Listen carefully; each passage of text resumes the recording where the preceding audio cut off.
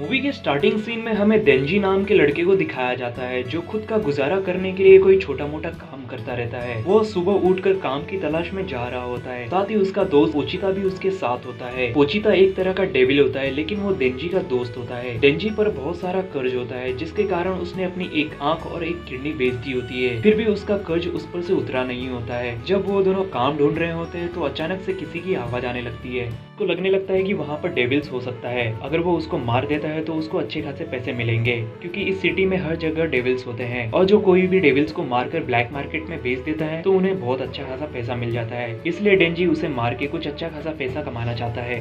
साथ ही उसका जो दोस्त पोचिता होता है वो एक तरह का चेनसो होता है जिसे किसी भी चीज को काटने में बहुत आसानी होती है। वो वहाँ से अपने दोस्त पोचिता की मदद से उस डेविल को मारने के लिए चला जाता है। फिर वो डेविल को मार देता है। उसके बाद वो उस मरे हुए डेविल को लेकर ब्लैक मार्केट में बेच देता है जहाँ से उसे अच्छे खासे पैसे मिल जाते हैं, यानी उसको 4 लाख मिल जाते हैं। अब उसके पास अच्छे खासे पैसे आ जाते हैं। जितना पैसा उसे मिला होता है वो उन पैसों में से जिसका जितना उधार होता है वो उनका सबका उधार चुका देता है।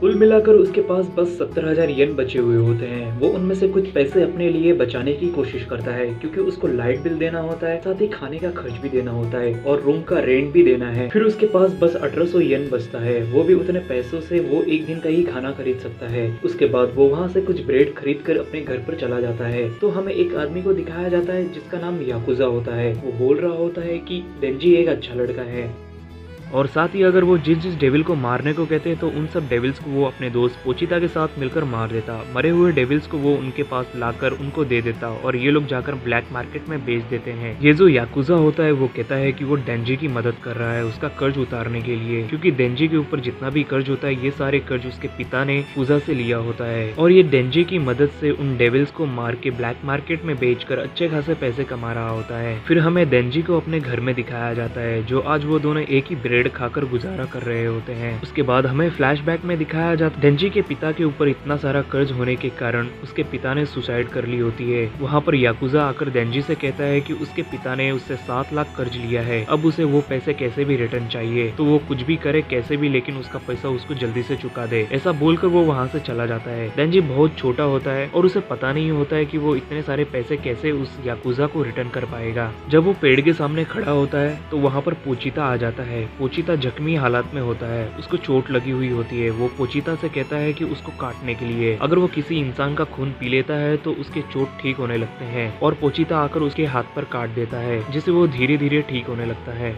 उसी समय डेंजी पोचिता से कहता है कि अगर वो उसकी मदद कर रहा है उसको खून देने में तो पोचिता को भी उसकी मदद करनी होगी पैसे कमाने में। फिर वो पोचिता की मदद से कुछ छोटे मोटे डेविल्स को मारकर वो इस आदमी के पास बेच देता था। अब प्रेजेंट सीन में दिखाया जाता है जहाँ पर याकुजा का एक आदमी आकर डेंजी से कहता है कि उसके पास एक काम आया है, कुछ डेविल्स को मारना है। तो डेंजी वहाँ से डेविल को मारने के लिए उनके साथ चला जाता है। याकुजा डेंजी को एक वेयरहाउस के अंदर ले जाता है। याकुजा कहता है कि उसने उस डेविल के साथ हाथ मिला लिया है और उनके साथ मिलकर वो वहाँ से पैसे कमाना चाहता है और अमीर होना चाहता है। उसी समय पीछे से आकर डेंजी को कोई चाकू मार देता है, साथ ही वो चाकू पोचिता को भी लग जाता है जिससे वो दोनों वहीं पर गिर जाते हैं। उसके बाद वहाँ पर एक बड़े डेविल्स को दिखाया जाता है। वो कह रहा होता है कि उसने याकुजा के साथ मिलकर कैसे उन लोगों को मार रहा होता है जो इन डेविल्स को मार रहे होते हैं। याकुजा ने डेंजी को यहाँ पर मारने के लिए लाया होता है। वो डेविल कहता है कि डेंजी को मारकर उसके अलग अलग टुकड़े करके कचरे के डिब्बे में फेंकने को। वो ज़ॉम्बीज टाइप दिखने वाले डेविल्स डेंजी और पोचिता को मारकर कचरे के डिब्बे में फेंक देते हैं। फिर डेंजी का खून पोचिता के मुंह पर गिर रहा होता है। फिर और एक बार फ्लैशबैक में दिखाया जाता है जहाँ पर डेंजी ने पोचिता से कहा होता है कि अगर किसी डेविल्स को मारते मारते उसकी मौत भी हो जाए तो पोचिता को कहता है कि वो अपनी नॉर्मल लाइफ जीने की कोशिश करना और साथ ही वो उससे कहता है कि अगर उसमें किसी तरह के इंसान को अपने वश में करने की पावर रहेगी तो वो डेंजी के बॉडी को अपना बॉडी बना सकता है। उसके बाद हमें दिखाया जाता है कि पोचिता ने डेंजी के बॉडी को अपना लिया होता है और धीरे धीरे डेंजी का बॉडी ठीक हो जाता है।